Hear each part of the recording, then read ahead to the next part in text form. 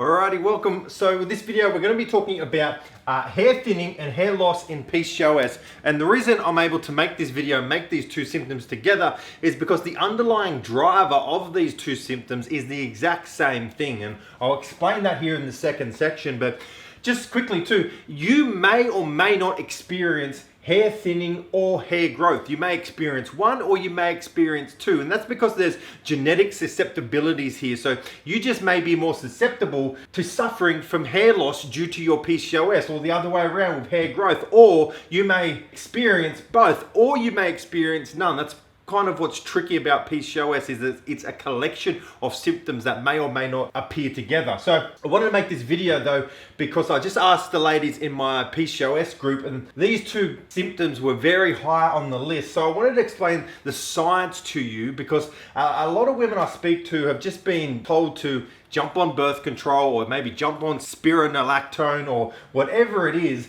but without being told why you're experiencing these symptoms and what you can actually do about it. As I always say, I want to give you this underlying science of what's actually triggering your PCOS and their symptoms, because then you can find solutions to the root cause. So real quickly, hair thinning in PCOS is very, very common. It's called androgenic alopecia, which means androgenic. It's related to androgen hormones, and it's going to happen here on the scalp of your hair.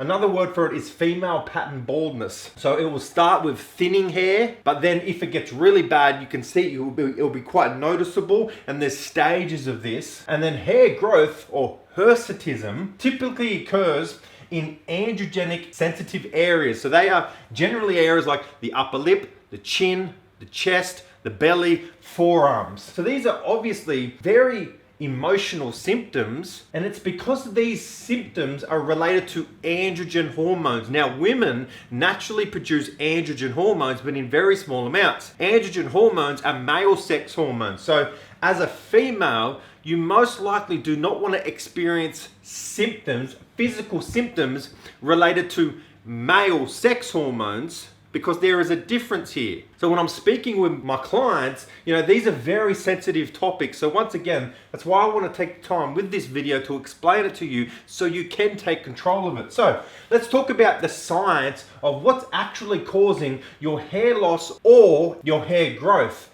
And here it is. So as I mentioned here, it's to do with androgen hormones. So high androgen hormones. Once again, all women produce androgen hormones. But what we see classically in PCOS is you simply produce too many androgen hormones that result in these symptoms. But really, in terms of androgen hormones, the most well-known one is obviously testosterone, but you have a range of other ones. The real villain hormone here is DHT, dihydrotestosterone. So what happens is a percentage, around 10% of your testosterone will convert into DHT. But if you have excess levels of testosterone, that's obviously going to lead to excess levels of DHT. And it's this DHT hormone that is the cause of your hair loss or your hair growth.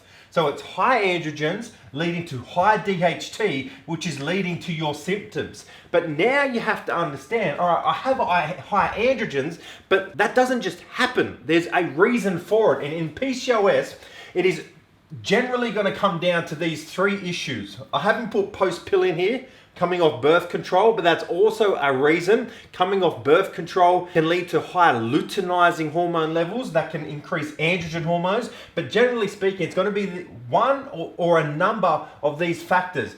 7 out of 10 women, it will come down to high insulin levels driven by insulin resistance. So high insulin levels causes your ovaries to overproduce androgens. This will show up in blood tests as high free or total testosterone.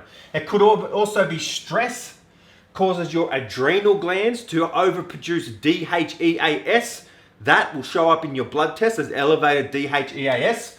Or it could be inflammation. I read a meta-analysis, I think 2 weeks ago. I made a Facebook post on it about how inflammation can actually directly lead to hyperandrogenism or high androgens as well. So you're going to have to work with your doctor with this to find out the underlying cause. Without knowing that, you can't really create yourself a solution. And the issue I'm seeing is a lot of the time your doctor is just saying, yes, you have PCOS, here's birth control, here's metformin, without actually explaining your test results with them. So you really need to know your test results. You need to know, well, I have these symptoms, thank you for diagnosing me, but what are the underlying causes? What's the drivers of my PCOS? Do I have insulin resistance? Do I have elevated DHEAS? What is my inflammation markers? Usually CRP, C-reactive protein on blood tests. You need to know these drivers, because if you look here about the solution, what to do, see how they're all slightly different, right? So if it's insulin resistance causing your hair loss or your hair growth, your goal is to improve insulin sensitivity. Notice how I'm not saying just go and lose weight. It's insulin sensitivity, which is your goal. So how do you do that? You want to be following a low GI, low carbohydrate diet. You want to be ensuring you're doing resistance exercise. Sleep is incredibly important. Quality sleep, because poor sleep worsens insulin resistance. And if you want to look at the supplements, the best ones are myo-inositol, magnesium, N-acetylcysteine or NAC, zinc, and saw palmetto. If it's stress causing your hair growth or hair loss, your goal is to keep your stress levels low, reduce your cortisol levels. How would you do that? A daily stress technique, whether that's yoga, going for a nice walk, stretching, just sitting outside in the nice sun for 20 minutes, spending time with a loved one or a pet, but you want to be ensuring every single day you're doing something, you're spending time to reduce your cortisol levels.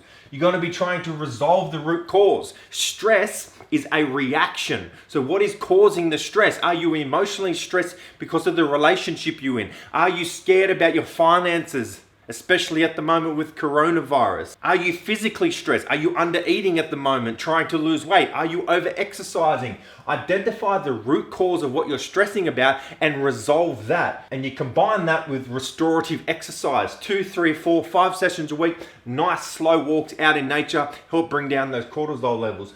Or is it inflammation? If inflammation is the root cause, your goal is obviously to reduce inflammation. How would you be doing that? Follow an anti-inflammatory diet. Look at cutting out gluten and dairy. Looking at cutting out your environmental toxins. So reducing your use of plastics. So have a look at this. And if these symptoms are an issue for you at the moment, what did I say you need to do? You need to find the underlying root driver, because then what you need to do about it becomes clear. So I hope this video cleared some things up for you. Hope it gave you a bit more education about what might be happening within your body. If you have any questions for me, please reach out. If you'd like a bit more support, think about joining our VIP members group on Facebook. It's completely free. And as always, I'll see you on our next video.